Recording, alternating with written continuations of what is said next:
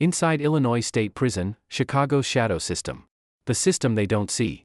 Chicago is a city known for its architecture, its culture, and its history of crime. But beyond the headlines and courtroom verdicts, there exists a system most people never see. A system not defined by one building, one prison, or one story, but by a network. A shadow system. When people say Illinois State Prison, they're often imagining a single place, a massive facility hidden away from public view. But that's not how Illinois works. Illinois doesn't have one prison. It has a system. A system made up of more than 24 correctional facilities, each with its own level of security, its own population, and its own controversies. And many of those stories trace back to one place, Chicago.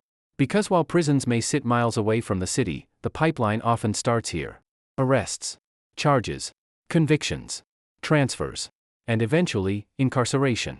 This is the story of how that system operates, and what happens inside it. Before we dive into today's powerful story, don't forget to hit that like button and subscribe for more gripping tales. Your support helps us keep sharing these stories, and we wouldn't want you to miss any of the action. Now, let's get started. What Illinois State Prison really means. There is no official facility called Illinois State Prison. Instead, the term is often used informally to describe the entire network operated by the Illinois Department of Corrections, also known as IDOC. As of recent reports, Illinois operates more than 25 adult correctional centers, along with several treatment and transition facilities. These range from minimum security centers to maximum security prisons. Some of the most well-known include Stateville Correctional Center, Pontiac Correctional Center, Menard Correctional Center, Cook County Jail, technically a county facility, but central to the system. Each one plays a different role. Some house inmates awaiting trial. Others hold individuals serving life sentences. And some are designed for short-term detention before transfer. Together, they form a system that processes tens of thousands of individuals every year. The pipeline from Chicago. For many inmates in Illinois, the journey begins in Chicago. Cook County, which includes Chicago, is one of the largest unified court systems in the United States. And its jail, Cook County Jail, is among the largest single-site jails in the country. On any given day, thousands of individuals are held there, many awaiting trial, others serving short sentences. From here, individuals may be released, transferred, or sent deeper into the state prison system. This movement, from city arrest to state incarceration, is what some researchers and journalists have described as a pipeline. But how that pipeline operates, and who moves through it, is a subject of ongoing debate. Inside Cook County Jail. Cook County Jail is not a prison in the traditional sense. It's a pretrial detention facility. That means many of the people inside have not been convicted of a crime. They are legally presumed innocent. And yet, they are confined, sometimes for months, or even years, while their cases move through the courts. At times, the jail population has exceeded 10,000 detainees. In recent years, reforms have reduced that number, but it remains one of the largest jail systems in the United States. Conditions inside have been the subject of multiple investigations. Reports have documented issues including overcrowding, particularly in earlier decades. Mental health challenges among detainees. Staffing shortages. Officials have implemented reforms, including expanded mental health services and population reduction efforts. But critics argue that deeper systemic issues remain unresolved. Transfer into the state system. Once an individual is convicted and sentenced to prison, they leave the jail system behind and enter the custody of the Illinois Department of Corrections. This transition is more than just a physical transfer. It marks a shift in legal status, from detainee to inmate. Upon arrival at a state facility, individuals go through intake processing. This includes medical and psychological evaluation, classification assessment, security level determination. Based on these factors, inmates are assigned to specific facilities. Some will go to minimum security centers. Others, to maximum security prisons. Where they go, and how long they stay, depends on multiple factors, including sentence length, criminal history, behavior. But the system is not always predictable. And placement decisions have been criticized in some cases as inconsistent. Stateville, the symbol of the system. If one facility represents the Illinois prison system more than any other, it's Stateville Correctional Center. Located in Crest Hill, just outside Chicago, Stateville has operated for over a century.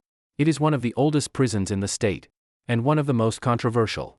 Its most recognizable structure is the F-House, a circular cell block designed using a panopticon-style layout. This design allows guards to observe multiple cells from a central point. But over time, the facility has faced criticism for aging infrastructure and conditions. Multiple reports have documented concerns including extreme heat in summer months, limited ventilation, structural deterioration. In recent years, officials have announced plans to close parts of the facility.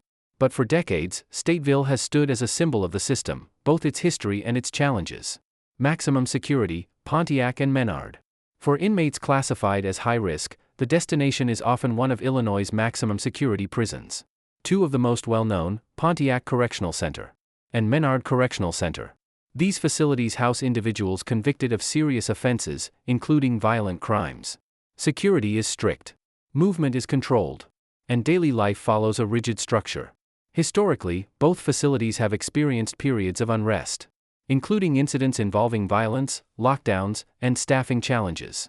State officials have implemented various measures over time to address these issues. But maximum security prisons remain among the most tightly controlled environments in the system. A system under scrutiny.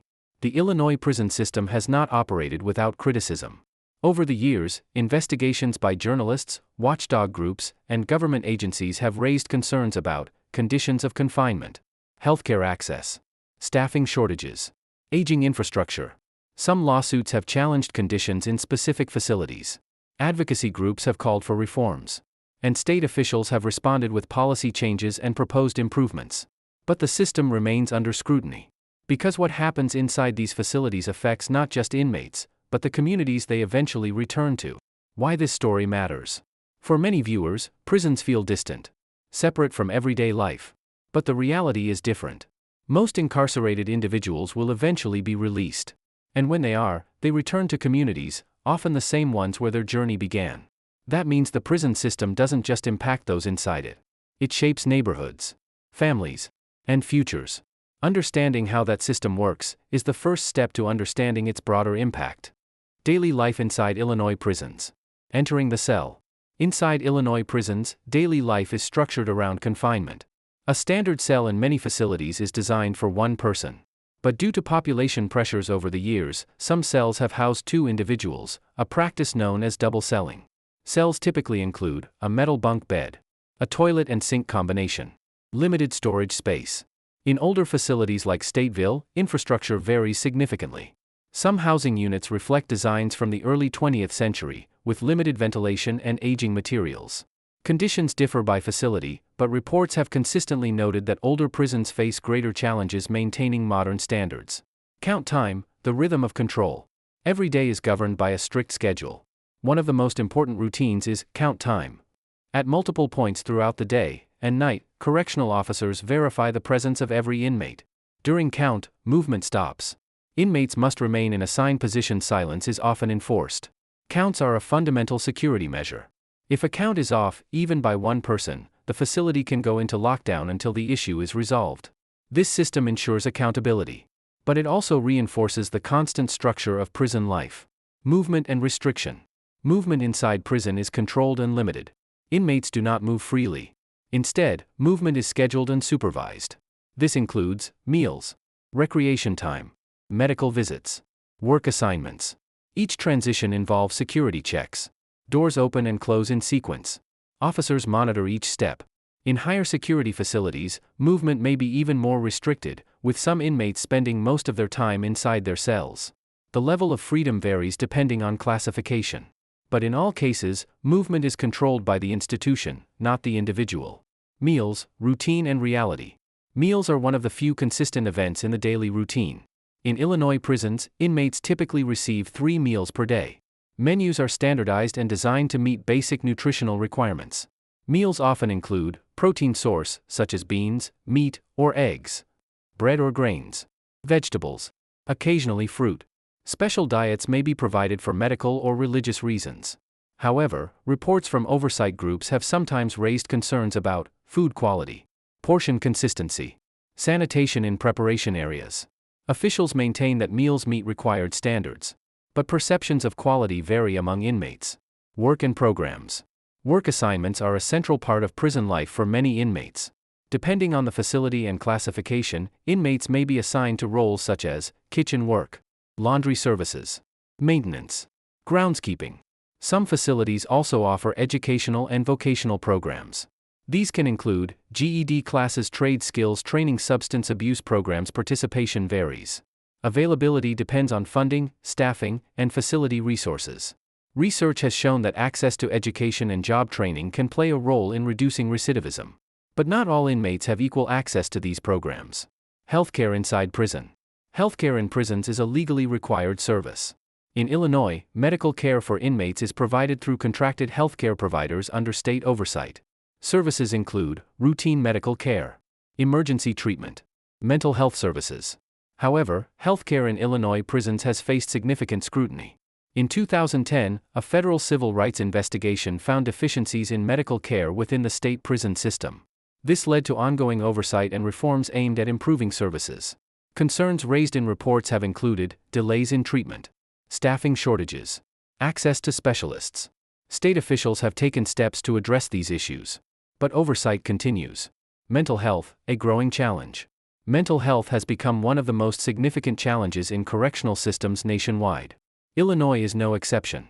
A substantial portion of the prison population has been identified as having mental health needs. Facilities have developed specialized units and services to address these needs.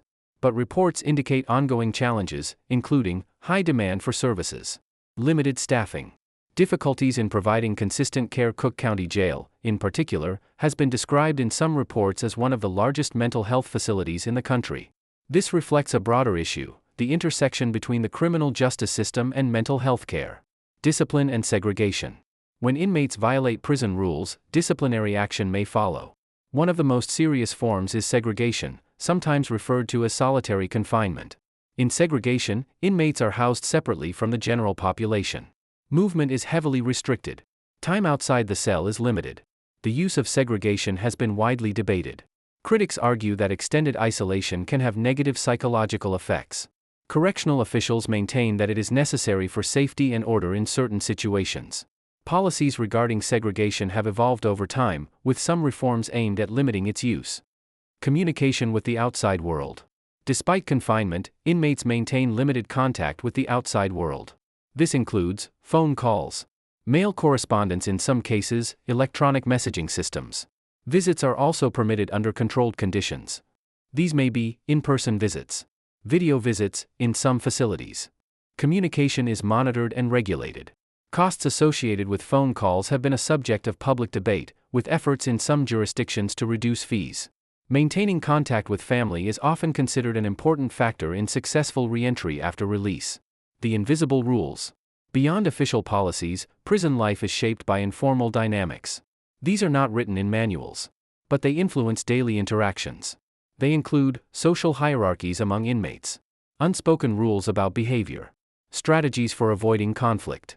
These dynamics vary by facility and population. And while not officially documented in policy, they are frequently described in first-hand accounts and research studies. Understanding prison life requires looking beyond formal rules to the lived experiences inside. As the day ends, the structure remains. Final counts are conducted. Cells are secured. And the cycle repeats, day after day. For some, this routine lasts months. For others, years. Or decades. Because while daily life may seem repetitive, the long-term impact of that routine is anything but simple. Violence, gangs, and control, what really happens behind the walls. The question of safety.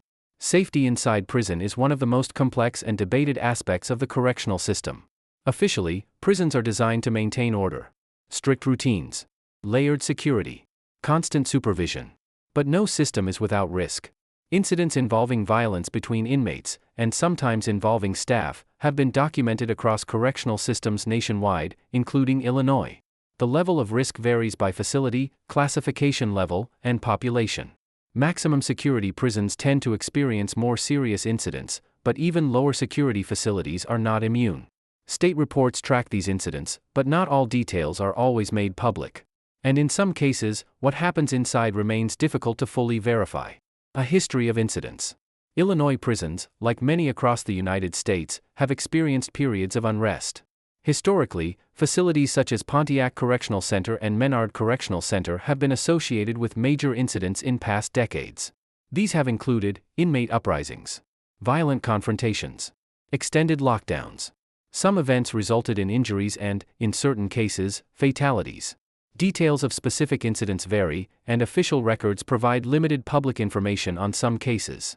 In response, correctional policies have evolved over time to increase control measures and improve emergency response procedures. But the legacy of these events continues to shape how facilities operate today. Gang presence in prisons. One of the most widely discussed aspects of prison life is the presence of gangs. Research and law enforcement reports have documented that organized groups can exist within correctional facilities. In Illinois, some gangs have historical ties to Chicago street organizations. This connection can extend from neighborhoods into prison environments. However, it is important to understand, not all inmates are affiliated with gangs. And not all facilities experience the same level of organized activity. Correctional staff monitor and track group affiliations as part of security operations. But the full extent of internal dynamics is not always visible from outside. Some accounts come from official reports, others from former inmates and investigative journalism. And not all claims can be independently verified. How control is maintained. To manage risk, prisons rely on layered control systems.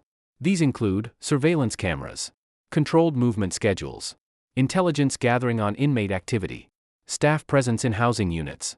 In high-security environments, additional measures may include restricted movement protocols, segregation units, increased staff-to-inmate supervision. Correctional officers play a central role in maintaining order. Their responsibilities include monitoring behavior, enforcing rules, responding to incidents. Training and procedures are designed to minimize risk. But the effectiveness of these measures can depend on staffing levels, facility conditions, and available resources. Staffing shortages and their impact. Staffing levels have been a recurring issue in Illinois prisons. Reports over the years have highlighted shortages of correctional officers and support staff. This can affect response times to incidents, supervision levels, access to programs and services. Unions representing correctional officers have raised concerns about safety and workload. State officials have acknowledged staffing challenges and, at times, implemented hiring initiatives.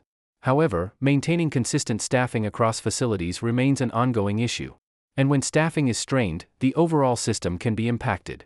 Lockdowns, when the system stops. A lockdown is one of the most serious operational responses inside a prison. During a lockdown, inmates are confined to their cells. Movement is halted. Programs and activities are suspended. Lockdowns can be triggered by security threats, violent incidents, staffing shortages. Some lockdowns last hours. Others can extend for days or longer. Extended lockdowns have been the subject of concern from advocacy groups, particularly when they limit access to healthcare, recreation, or communication. Officials maintain that lockdowns are necessary to restore order and ensure safety. Contraband and enforcement. Contraband refers to prohibited items inside prison. This can include cell phones, weapons, drugs. Correctional facilities conduct regular searches to detect and remove contraband. Despite these efforts, reports indicate that prohibited items do sometimes enter facilities. How contraband enters prisons varies. Possible sources include visitors, mail systems, internal breaches. Exact methods are not always publicly detailed for security reasons. Enforcement efforts continue to evolve as new risks emerge. Use of force. Correctional officers are authorized to use force under specific conditions. Policies define when and how force can be applied. This may include situations involving immediate threats to safety, attempts to escape, physical altercations. Use of force incidents are typically documented and reviewed. Oversight mechanisms may include internal investigations, external review bodies, in some cases. However, concerns have been raised in some reports about transparency and accountability. These issues are part of broader national conversations about correctional practices. What we don't see. Not everything that happens inside prison walls is visible to the public. Some information is documented in official reports. Some emerges through journalism. Some comes from lawsuits and court records. And some remains unclear. This lack of visibility has led to ongoing calls for transparency and oversight. Because understanding the system requires more than policy documents. It requires access. And access is often limited. Between control and reality. On paper, prisons are systems of control. Structured, regulated, monitored. But in reality, they are also environments shaped by human behavior. Unpredictable, complex, and constantly changing. The balance between control and reality is not always stable. And maintaining that balance is one of the system's greatest challenges. If this story changed the way you see the prison system, you're not alone. What happens behind those walls doesn't stay there, it shapes lives, families, and entire communities. If you want more real, fact-based crime documentaries like this, make sure you subscribe to Life Behind Bars and turn on notifications. And if you have a case or system you want us to uncover next, drop it in the comments. Because some stories aren't just told, they're exposed.